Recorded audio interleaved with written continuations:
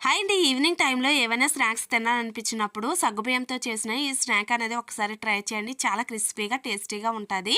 సగ్గుబియ్యాన్ని ఒక గంట సేపు నానబెట్టుకోవాలండి. తర్వాత ఉడికించిన బంగాళదుంప పేస్ట్‌ని కూడా తీసుకొని, ఒక ఉల్లిపాయని, కొద్దిగా కొత్తిమీరని కూడా కట్ చేసి వేసుకున్నాను.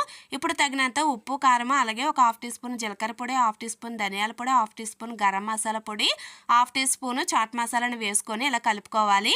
ఒక కప్పు వరిపిండిని తీసుకొని కొద్దిగా యాడ్ చేసుకుంటూ ఇలా చపాతీ ముద్దలాగా కలుపుకోవాలండి. ఇప్పుడు చిన్న చిన్న ముద్దలు తీసుకొని నేను ఇక్కడ చూపించిన విధంగా చేతిపైన ఇలా సాఫ్ట్‌గా పొడువుగా చేసుకోవాలి.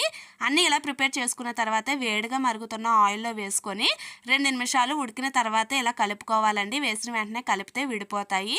సో అంతేనండి. ఎంతో సింపుల్‌గా మనము సగ్గుబియ్యంతోటి ఈవినింగ్ స్నాక్ అనేది తయారు చేసుకోవచ్చు. చాలా క్రిస్పీగా ఉంటాయి, టేస్టీగా ఉంటాయి.